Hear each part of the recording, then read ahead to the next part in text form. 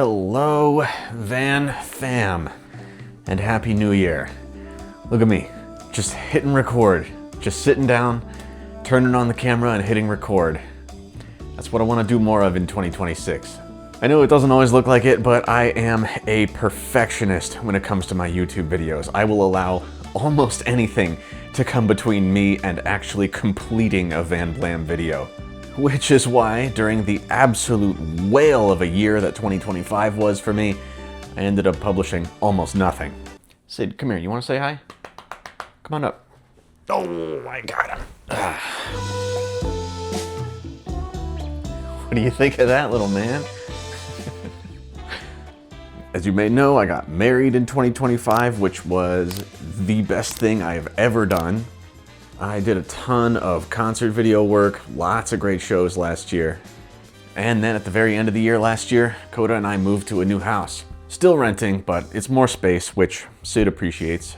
I also made the absolute brainiac move of moving to a new house right in the middle of my busy season at my day job. Which is why, as you can see, I am not even close to unpacked yet. But we're getting there. Even my little studio setup here, look at this. I have my light for this scene balanced on the edge of my laptop, which is on its side, just bouncing off the wall. This space definitely needs some unpacking and some gaffing before it's ready for prime time as my studio. But that's all right, because we're gonna go for a little ride today.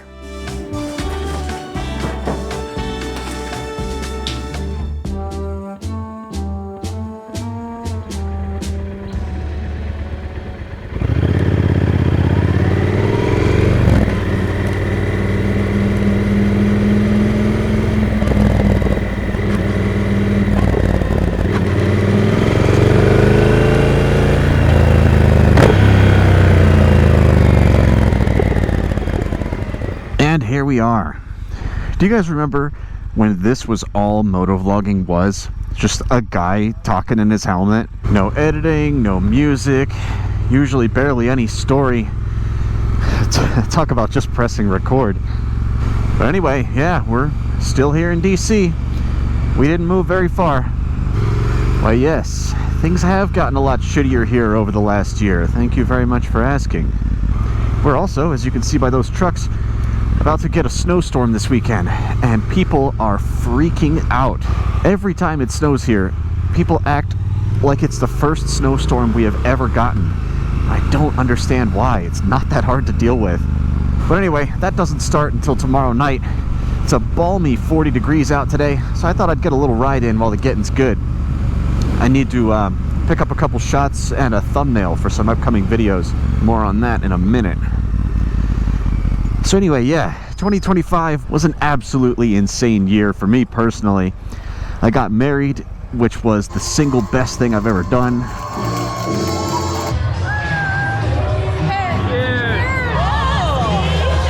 Are we allowed to cuss on this? F you for making me cry so much. Are you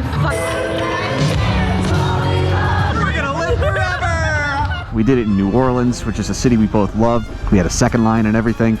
I absolutely love being married. I wake up every day feeling like I won the lottery. Don't mind if I do. This is not illegal here in DC. 2025 was also busy with a lot of video work. I had like, I don't know, 10 or 12 different concert video gigs. Those are very challenging. They're a lot of work. I usually end up staying up all night doing the edit because they want next day delivery. But I'm really proud of some of the work I did this past year. I also got to do a little bit of traveling. I went over to the UK for the first time. It was actually my first time ever crossing the Atlantic. I went to London to visit with some family, and while I was there, I got to go to the bike shed for the first time. I really like the bike shed. I know it's kind of a hipster trap, but I mean, look at me. I have a mustache and a Triumph. Bistro lights and Pintuck leather are like catnip to me. I actually went there and met up with a fellow YouTuber, Paul, from the channel No Name Moto, who you should absolutely be following if you aren't already. There is no shortage of variety on his channel. He's had a few different Speed Twins, a few other bikes as well. He had a T100 at the time I met up with him. And right now he's got an older Bonneville 865, and he could very well be riding something different by the time you see this. But shout out Paul, the man's a legend. I also got to see Oasis while I was there as a fan, not working. And that was, I think, the best concert I've ever been to.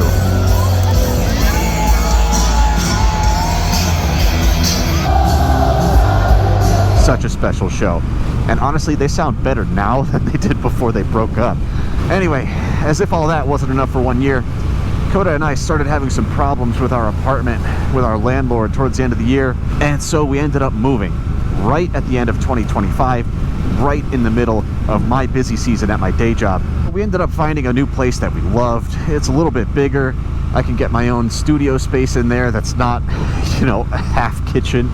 The parking situation is a huge upgrade. I'll show that in a future video. And Sid likes the place too. He was a little confused when we first moved, but I think he appreciates having more space to run around. He's been getting more and more comfortable, and I think pretty soon we'll get him doing the epic jumps that he used to do in the old place. The one thing I'm a little sad about is that he had some friends at the old apartment. There were some alley cats who would come up the back porch and visit him during the day. I mean, mostly they just wanted food, but, you know, it was nice having them around. I am a little worried about them in the snowstorm this weekend, but like I said, we didn't move far, so I'm planning to go over there and help our old neighbor take care of them during the storm. She'll be out of town, so I'll just be bringing them food at the times they normally expect to get it from her. So anyway, yeah, the wedding and everything surrounding that is finally over. We're finally done with the move. I'm finally through my work's busy season, and now I'm back, ready to unpack and get back into the swing of things. But I want to take a minute and talk about the Speed Twin. Yes, it's still here, not going anywhere anytime soon. It is at 25,249 miles as of January 2026. It's overdue for a service, and I want to take it into the dealer again because it needs a little bit more than just its annual oil change and checkup. If you look over here, I think I am weeping a little bit of oil from the right side of the sump. I don't think it's really losing anything. Like, it still reads at the proper level in the sight glass. Actually, it's maybe a little bit low, assuming I'm holding the bike upright. Yeah, so definitely got to get that looked at.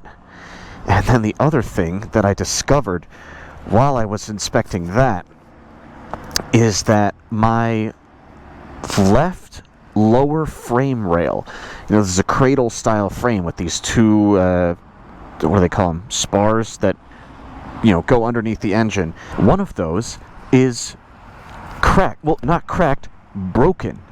It has broken in half. Let me see if I can get under there and show you. It's on the side with the kickstand. Where is it? There. Let me see if I can brighten that up for you. Look at that. It cracked right in half. So I gotta get that fixed. It has not had any negative consequences as far as I'm aware. I'll show you the other side so you can see what it's supposed to look like. As you can see, it is a black steel tube that is very much not cracked in half. So I was reading a little bit about this online.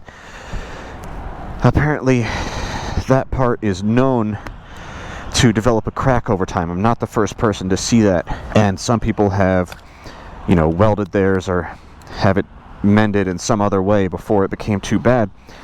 But I, of course, didn't notice it until after it had fully cracked. So I have no idea how long that's been going on for, how long it took that crack to form, because that's not a part of the bike I look at very often.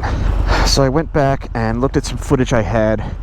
There's a clip I shot when I was talking about doing the decat.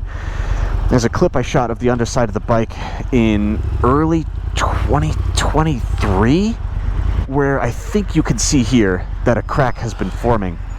And then I have another photo that was taken in 2025 when I saw one of the alley cats taking shelter under my bike on a hot day. And in that photo, you can see that it is broken. So I've been riding around on a broken frame or at least, you know, broken lower frame cradle for at least almost a year.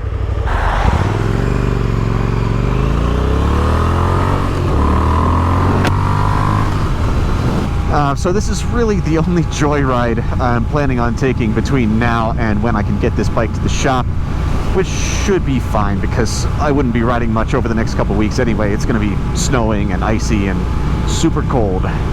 As for what causes this, like I said, this is a known issue. I'm not the first person to have that frame piece start to fail. I don't think I've seen anybody online who has had it completely fail, but it seems like something that may exacerbate it is putting a lot of weight on the left side of the bike.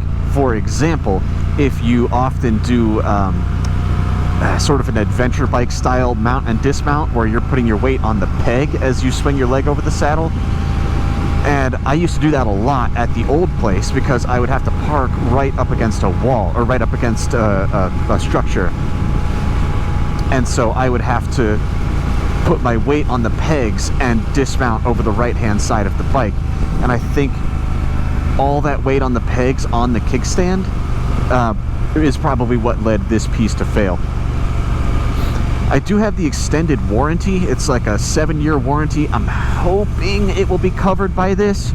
If not, let's see, repair costs. I looked it up. That part is about 200 bucks. So I could conceivably, for about 200 bucks, a couple cold ones and a little bit of swearing, change that part out myself. But I won't be surprised if I just have MOD do it, hopefully covered by my extended warranty. But anyway, I'm not too bothered about my bike not being in tip-top shape or the weather not being great for riding, because I have plenty of editing to do. While I was too busy last year to get very many videos past my stupid mental perfectionism filter, I was still filming throughout the year. I have 2 fully edited videos in the bag that are coming soon. One is about my audio recording setup. I did a few experiments to try and fine-tune it, see if I could make it as good as I could. So I've got a video about going through that process. And then I have another one coming up that is a rundown of my motorcycle EDC. The everyday carry items that I always have when I'm riding. Those are in the can, they're uploaded and ready to go. You'll be seeing them very soon.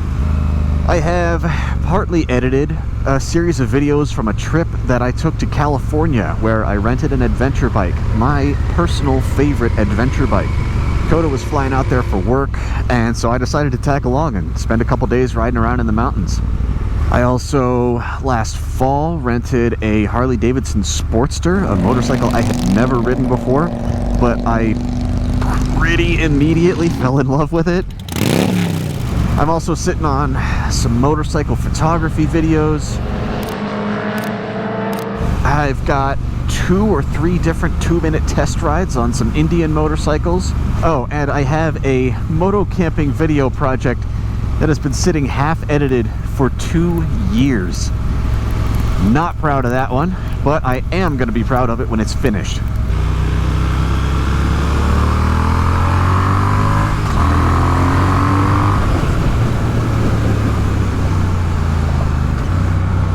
And I have a few topics outlined for videos that are just talkies, just talking bikes.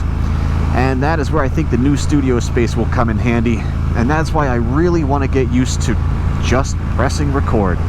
Just start filming and get something out there. The YouTube algorithm rewards frequent uploading regardless of quality. And I'm hoping to get as much of the former as I can and sacrifice as little of the latter as I can. Speaking of feeding the algorithm, I am going to start cutting up some shorts from my content that I'm putting out soon, maybe even some past content too. Please don't watch them. I'm just uploading them to appease YouTube and, you know, make it recommend my videos a little bit more. If you don't upload frequently and you don't upload shorts, the algorithm just absolutely buries you. But yeah, short form vertical content is not my bag. It's already painful that I have to deliver my concert videos in 9:16. I'm just hoping that by feeding the machine, I can persuade it to recommend the videos I am proud of, my full-length, landscape format content, to more people. I want to get this channel growing again. I want to hit 10,000 subs here in the next couple months.